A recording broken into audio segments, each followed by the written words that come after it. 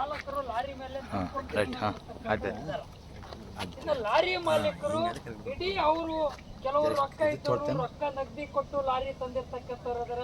ಇನ್ನು ಕೆಲವರು ಫೈನಾನ್ಸ್ ಮೂಲಕ ಬ್ಯಾಂಕ್ಗಳ ಮೂಲಕ ಲೋನ್ ತಗೊಂಡು ಲಾರಿಯನ್ನು ತಂದು ಇವತ್ತು ಅದ್ರ ಮೂಲಕನೇ ದಂಧೆಯನ್ನು ನಡೆಸಿ ಒಂದು ಕಡೆಗೆ ಕಂತು ಕಟ್ಟಬೇಕು, ಇನ್ನೊಂದು ಕಡೆಗೆ ಸಂಸಾರದ ಗಂಡ ಕುಟುಂಬವನ್ನು ಸಾಗಿಸ್ತಕ್ಕಂಥವ್ರು ಇಬ್ಬರೂ ಕೂಡ ಅದೇ ಲಾರಿ ಮೇಲೆ ನಂಬ್ಕೊಂಡು ಜೀವನ ನಡೆಸ್ತಕ್ಕಂಥವ್ರು ಇವತ್ತಿರ್ತಕ್ಕಂಥ ನಮ್ಮ ಹಿರಿಯರು ಮಾಲೀಕರು ಚಾಲಕರು. ಇವತ್ತು ನಮ್ಮ ಚಾಲಕರ ಪರಿಸ್ಥಿತಿ ಏನಿದೆ, ಮಾಲೀಕರ ಪರಿಸ್ಥಿತಿ ಏನಿದೆ ಅಂತಕ್ಕಂಥದ್ದನ್ನ ಸ್ವಲ್ಪ ಆಳವಾಗಿ ಯೋಚನೆ ಮಾಡಿದ್ರೆ ಅವರಿಗೆ ಬರ್ತಕ್ಕಂಥ ಪಗಾರ ಮತ್ತೆ ಈ ಲಾರಿ ಮೂಲಕ ಬಂದಿರತಕ್ಕಂಥ ಆದಾಯನ ಕಿಂಚಿತ್ ಕೂಡ ಅವ್ರ ಕುಟುಂಬಕ್ಕೆ ಸಾಕಾಗಲಾರಂಥ ಪರಿಸ್ಥಿತಿ, ಸರಿ ಹೋಗಲಾರಂಥ ಪರಿಸ್ಥಿತಿ, ಸಂಕಷ್ಟ ಇರತಕ್ಕಂಥ ಪರಿಸ್ಥಿತಿಯನ್ನ ಇವತ್ತು ಅವ್ರ ಸಂಕಷ್ಟವನ್ನು ಎದುರಿಸ್ತಾ ಇರತಕ್ಕಂಥದ್ದು ಇವತ್ತು ಒಂದು ಕಡೆಗೆ ಅನ್ಬೋದು ಏನಂತ, ಲಾರಿ ಮಾಲೀಕರು ದೊಡ್ಡ ಲಾರಿ ಇದೆ 24-25 ಲಕ್ಷ ರೂಪಾಯಿ ಅಂದಾಜು ಇರಬಹುದು ಅಂತ ಭಾವಿಸ್ತೀವಿ, ಅಥವಾ 15 ಲಕ್ಷ 20 ಲಕ್ಷ ಒಂದು ಲಾರಿ ಕಿಮ್ಮತ್ತು ಇರಬಹುದು ಅಂತ ಭಾವಿಸ್ತೀವಿ. ಆದರೆ 15 ಲಕ್ಷ 20 ಲಕ್ಷ ರೂಪಾಯಿ ಕಿಮ್ಮತ್ತು ಕಟ್ಟು ರೊಕ್ಕ ಕಟ್ಟಿ ಸಾಲ ತಂದು ಸಾಲದ ಮೂಲಕ ಲಾರಿ ನಡೆಸ್ತಕ್ಕಂಥ ಮಾಲೀಕರ ಪರಿಸ್ಥಿತಿ ಎಷ್ಟಿದೆ ಅಂತ ಕೇಳಿದ್ರೆ ದಿನ ಸಾಯಂಕಾಲ ಮನೆಗೆ ಹೋದ್ರೆ ಹೆಂಡತಿ ಅದ್ರ ಕೂತು ಅಳಬೇಕಾದಂಥ ಪರಿಸ್ಥಿತಿ ನಿರ್ಮಾಣ ಇದು ಲಾರಿ ಮಾಲೀಕರು. ಯಾಕೆ ಮಾತನ್ನು ಹೇಳ್ತಾ ಇದ್ದೀನಿ ಅಂತ ಕೇಳಿದ್ರೆ, ಲಾರಿ ಮಾಲೀಕರನ್ನ ಲಾರಿಯನ್ನ ನಡಿಲಿಲ್ಲ ಒಂದು ದಿನ ನಿಂತು ಅಂದ್ರೆ ಅವನು ಕಣ್ಣೀರು ಕಪ್ಪಾಲ. ಒಂದು ದಿನ ಲಾರಿಯನ್ನ ಓಡಿಸ್ತಕ್ಕಂಥ ಮಾಲೀಕರು ಪ್ರತಿ ಒಂದು ತಿಂಗಳಾಯ್ತಂದ್ರೆ ಒಂದು ಕಡೆ ಕಂತು ಕಟ್ಟಬೇಕಾದಂಥ ಪರಿಸ್ಥಿತಿ ಸಂಕಷ್ಟ ಓದಾಡ್ತಾರ, ಹಂಗೆ ಕಂತು ಕಟ್ಟಬೇಕು ಅಂತೀವಿ. ಇನ್ನೊಂದು ಕಡೆಗೆ ಆ ಲಾರಿ ಮಾಲೀಕರ ಮಕ್ಕಳಿಗೆ ಒಳ್ಳೆಯ ಗುಣಮಟ್ಟದ ಶಿಕ್ಷಣದ ಕೂಡ ಕೊಡಲಿಕ್ಕಾಗಲಂಥ ಪರಿಸ್ಥಿತಿ, ಕೂಡ ಮಕ್ಕಳ ಶಿಕ್ಷಣದ ಫೀಸ್ ಕಟ್ಟಲಿಕ್ಕಾಗಲಂಥ ಪರಿಸ್ಥಿತಿ, ಮತ್ತೆ ಅದ್ರ ಜೊತೆಗೆ ಅವ್ರ ಕುಟುಂಬದಲ್ಲಿ ಯಾರಿಗಾದರೂ ಕೂಡ ಅನಾರೋಗ್ಯದಿಂದ ಬಳಲ್ತಕ್ಕಂಥ ಪರಿಸ್ಥಿತಿ ನಿರ್ಮಾಣಿದ್ರೆ ಸರ್ಕಾರಿ ಆಸ್ಪತ್ರೆಯನ್ನು ಬಿಟ್ಟರೆ ಬೇರೆ ಪ್ರೈವೇಟ್ ಆಸ್ಪತ್ರೆಗಳು ಟ್ರೀಟ್ಮೆಂಟ್ ಚಿಕಿತ್ಸೆ ಪಡೆಯಲಾದಂಥ ಪರಿಸ್ಥಿತಿ ಕೂಡ ಅವ್ರ ಸಂಕಷ್ಟದಲ್ಲಿ ಎದುರಿಸ್ತಕ್ಕಂಥ ಪರಿಸ್ಥಿತಿ ಕೂಡ ಒಂದು ಕಡೆಗೆ ಲಾರಿ ಮಾಲೀಕರಿಗೆ ಆಲೋಚನೆಯನ್ನು ಮಾಡಬೇಕಾಗಿದೆ. ಹಾಗಾಗಿರೋದ್ರಿಂದ ಅದ್ರ ಜೊತೆಯಲ್ಲಿ ಲಾರಿ ಚಾಲನೆ ಮಾಡ್ತಕ್ಕಂಥವ್ರು, ಡ್ರೈವರ್ ಮಾಡ್ತಕ್ಕಂಥವ್ರು, ಕಿನ್ನರ್ ಮಾಡ್ತಕ್ಕಂಥವ್ರು, ಕಿನ್ನರ್ ಅಂತಿರಲ್ಲ ಬಟ್ ನಾನು ಆಡುವ ಭಾಷೆಯನ್ನು ಹಾಕ್ಬೋದು. ಹಾಗಾಗಿರೋದ್ರಿಂದ ಈ ಲಾರಿ ಡ್ರೈವರ್ಗಳದ್ದು ಪರಿಸ್ಥಿತಿ ಯಾವ ಮಟ್ಟಕ್ಕಿದೆ ಅಂತ ಕೇಳಿದ್ರೆ ಬಹುತೇಕ ಅವ್ರ ಮಕ್ಕಳಿಗೆ ಒಳ್ಳೆ ಶಿಕ್ಷಣನೇ ಕೊಡ್ಲಿಕ್ಕಾಗಲ್ಲ. ಲಾರಿ ಚಾಲನೆ ಮಾಡ್ತಕ್ಕಂಥ ಮಕ್ಕಳಿಂದ ಯಾರಾದ್ರೂ ಒಬ್ಬರು ಮಕ್ಕಳು ಶರಣಬಸಪ್ಪ ಅಪ್ಪ ಕಾಲೇಜಿಗೆ ಓದ್ತಕ್ಕಂಥ ಯಾರಾದ್ರೆ ಕೈ ಅಂತ ಹೇಳಿ ಯಾರು ಹೋಗಕ್ಕಾಗಲ್ಲ.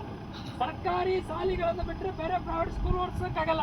ಯಾಕೆ ಅಂತ ಕೇಳಿದ್ರೆ ಪೈಲಿ ಹಳ್ಳಿ ಭಾಷೆಯಲ್ಲಿ ಪೈಲಿ ಅಂತೀರಿ 1ನೇ ತಾರೀಕು, ಪ್ರತಿ ತಿಂಗಳ 1ನೇ ತಾರೀಕು ಬಂತು ಅಂದ್ರೆ ಆ ಲಾರಿ ಚಾಲನೆ ಮಾಡ್ತಕ್ಕಂಥ ಮಕ್ಕಳ ಶಿಕ್ಷಣದ ಶಾಲೆಗೆ ಹಾಕಿರ್ತಕ್ಕಂಥ ಫೀಸ್ ಕಟ್ಟಕ್ಕೂ ಇರಲಾರಂತ, ಮತ್ತೆ ಅವ್ರ ಮಕ್ಕಳಿಗೆ ಒಳ್ಳೆಯ ರೀತಿಯಂತ ಕಾಪಿ ಪುಸ್ತಕ ಪೆನ್ನನ್ನು ಇಸ್ಕೊಳ್ಳಕ್ಕಾಗಲಂಥ ಪರಿಸ್ಥಿತಿಯನ್ನು ಎದುರಿಸ್ತಾ ಇದ್ದಾರೆ.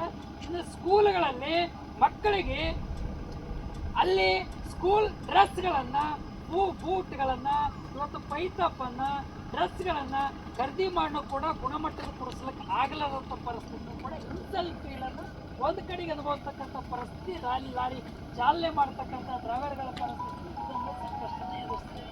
ಇನ್ನು ಇದು ಅಲ್ಲದೇನೆ ಅವ್ರ ಪರಿಸ್ಥಿತಿ ಯಾವ ಮಟ್ಟಕ್ಕದೆ ಅಂತ ಕೇಳಿದ್ರೆ ಅವ್ರ ಮನೆಯಾಗ ಅವ್ರ ಹೆಂಡತಿ ಆಗಿರ್ಬೋದು, ಮಕ್ಕಳಾಗಿರ್ಬೋದು, ಅವ್ರ ತಂದೆ ಆಗಿರ್ಬೋದು, ಅವ್ರ ತಾಯಿ ಆಗಿರ್ಬೋದು, ಹಿರಿಯರು ಯಾರಾದರೂ ಅಜ್ಜ ಮುತ್ಯ ಅಜ್ಜಿ ಆಯಿ ಯಾರಿಗಾದರೂ ಆಸ್ಪತ್ರೆಗೂ ಕೂಡ ದವಾಖಾನೆಯನ್ನು ಕೂಡ ತೋರ್ಸಕ್ಕಾಗ್ತಾ ಇಲ್ಲ ಒಳ್ಳೆ ರೀತಿಯಿಂದ. ಸರ್ ಇವತ್ತು ಮೆಡಿಸಿನ್ಸ್ ಕೂಡ ಖರೀದಿ ಮಾಡೋಕ್ಕೆ ರೊಕ್ಕ ಇರಲಾರಂಥ ಪರಿಸ್ಥಿತಿ ಇವತ್ತು ಅದನ್ನು ಒಂದು ಕಡೆಯಿಂದ ಎದುರಿಸಬೇಕಾದಂಥ ಪರಿಸ್ಥಿತಿಯಿಂದ ನಿರ್ಮಾಣ ಆಗಿದೆ ಅನ್ನೋದನ್ನು ಗಮನಿಸಬೇಕಾಗಿದೆ.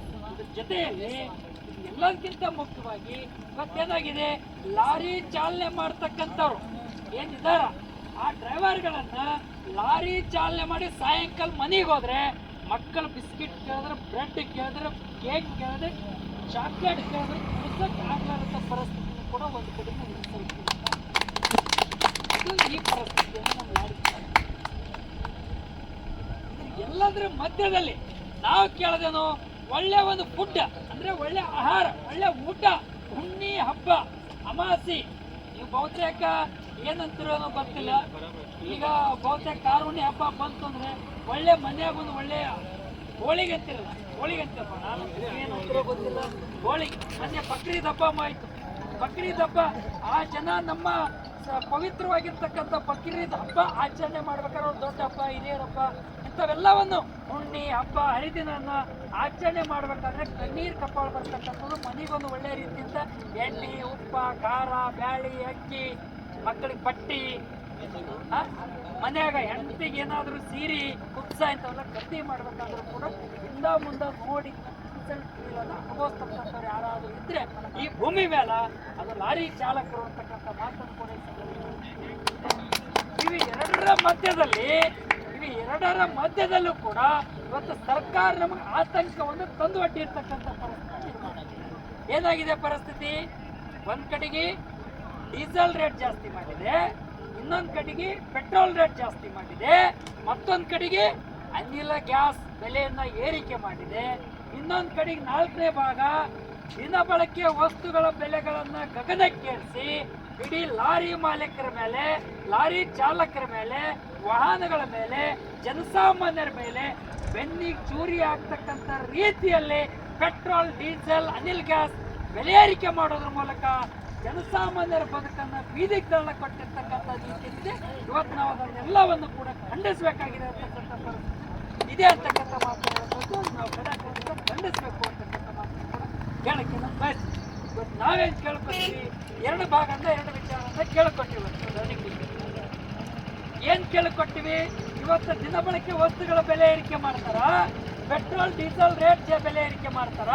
ಅಂತಾರಾಷ್ಟ್ರೀಯ ಮಟ್ಟದಲ್ಲಿ ಯಾವುದೇ ಕಾರಣಕ್ಕೂ ಡೀಸೆಲ್ ರೇಟ್ ಏರಿಕೆ ಆಗಿಲ್ಲ ಅಂದ್ರೂ ಕೂಡ ಇವರು ಡೀಸೆಲ್ ರೇಟ್ ಅನ್ನ ಬೆಲೆ ಏರಿಕೆ ಮಾಡಿ, ಪೆಟ್ರೋಲ್ ರೇಟ್ ಅನ್ನ ಬೆಲೆ ಏರಿಕೆ ಮಾಡಿ ಇವತ್ತು ಎಲ್ಲ ಇಡೀ ನಮ್ಮ ಇವತ್ತು ಅದ್ರ ಮೇಲೆ ನಂಬಿಕೆ ಕೂತಿರ್ತಕ್ಕಂಥ ಜನರ ಮೇಲೆ ಬದುಕಿಕೊಂಡು ಇರ್ತಕ್ಕಂಥ ಒಟ್ಟಿಗೆ ತಿಂಡಿ ಬಗ್ಗೆ ಆಗ್ತಕ್ಕಂಥ ರೀತಿಯಲ್ಲೇ ರೀತಿ ಆಗ್ತದಲ್ಲ. ನಾವು ಕೂಡ ಕೇಳ್ತಾ ಇದ್ವಿ, ಲಾರಿ ಮಾಲೀಕರು, ಲಾರಿ ಚಾಲಕರು ಏನಂತ ಹೇಳಿದ್ರೆ, ನೀವು ಪೆಟ್ರೋಲ್ ಡೀಸೆಲ್ ರೇಟ್ ಜಾಸ್ತಿ ಮಾಡಿದ್ರಿ, ಲಾರಿ ಚಾಲಕರ ಪಗಾರ ಹೆಚ್ಚಿಗೆ ಮಾಡಿ, ಲಾರಿ ಮಾಲೀಕರು ಇವತ್ತು ಯಾವುದೇ ರೀತಿಯಲ್ಲೂ ಸಪ್ಲೈ ಮಾಡ್ತೀರಿ, ಅದಕ್ಕೂ ಕೂಡ ಬಾಡಿಗೆಯನ್ನು ಯಾಕೆ ಜಾಸ್ತಿ ಮಾಡ್ತಲ್ಲ? ಪೆಟ್ರೋಲ್ ಡೀಸೆಲ್ ರೇಟ್ ಜಾಸ್ತಿ ಮಾಡೋದು ಮಾತ್ರ ನಮ್ಗೆ ಕಣ್ಣಿಗೆ ಕಾಣ್ತದ, ಅನಿಲ್ ಗ್ಯಾಸ್ ರೇಟ್ ಮಾತ್ರ ಜಾಸ್ತಿ ಮಾಡೋದು ನೀವು ಕಣ್ಣಿಗೆ ಕಾಣ್ತದ.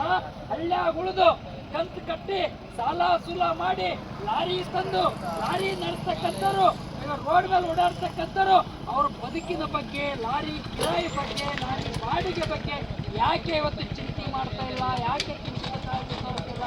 ಹಾಗಾಗಿರೋದ್ರಿಂದ ಪೆಟ್ರೋಲ್ ಡೀಸೆಲ್ ಅನಿಲ ಗ್ಯಾಸ್ ಬೆಲೆ ಏರಿಕೆ ಆಗಿರೋದ್ರಿಂದ, ಅದ್ರ ರೇಟ್ ಜಾಸ್ತಿ ಆಗಿರೋದ್ರಿಂದ ನಮ್ಮ ಲಾರಿಗಳ ಗಣಿಗಳನ್ನ, ಬರ್ಸಿಗಳನ್ನ ಸಪ್ಲೈ ಮಾಡ್ತಕ್ಕಂಥ ಇವತ್ತು ನಮ್ಮ ಲಾರಿಗಳ ಬಾಡಿಗೆಯನ್ನು ಕೂಡ ಇವತ್ತು ಅದನ್ನು ಹೆಚ್ಚಿಗೆ ಮಾಡಬೇಕು ಅಂತಕ್ಕಂಥ ದೃಷ್ಟಿಕೋನದಲ್ಲಿ ನಡೀತಕ್ಕಂಥ ಹೋರಾಟ ಇದೆ. ಈ ಹೋರಾಟಕ್ಕೆ ಸಂಬಂಧಪಟ್ಟಂಗ ಏನು ಇವತ್ತು ಈ ಭಾಗದಲ್ಲಿ ಇರ್ತಕ್ಕಂಥ ಮಾಲೀಕರೇನಿದಾರೋ ಅಥವಾ ಇತರೆ ಮಾಲೀಕರೇನಿದಾರೋ, ಈ ಲಾರಿ ಮೂಲಕ ಸರಕು ಸಾಗಾಣಿಕೆಗಳನ್ನ ಸಪ್ಲೈ ಮಾಡ್ತಕ್ಕಂಥವ್ರು, ಸಾಗಾಣಿಕೆ ಮಾಡ್ತಕ್ಕಂಥವ್ರು ಮಾಲೀಕರೇನಿದಾರೋ ಅವ್ರ ಹತ್ರ ನಮ್ಮ ಹೋರಾಟದ ಮೂಲಕ ಒತ್ತಾಯ ಇದೆ, ವಿನಂತಿ ಇದೆ. ನಮಗೂ ಕೂಡ ಯಾವ ರೇಟನ್ನು ಹೇಳಿದ್ದಾರೆ ಜಾಫರ್ ಖಾನ್ ಅವರು, ಅಭಯ ಹೇಳಿದ್ದಾರೆ, ಒಂದು ರೇಟ್ 500 ರೂಪಾಯಿ ಹೆಚ್ಚಿಗೆ ಮಾಡಬೇಕು, ಇನ್ನೊಂದು ರೇಟ್ 200-300 ರೂಪಾಯಿನ ಹೆಚ್ಚಿಗೆ ಮಾಡಬೇಕು, ಮತ್ತೊಂದು ರೇಟ್ 600-650 ರೂಪಾಯಿ ಹೆಚ್ಚಿಗೆ, ಹಿಂಗೆ 2000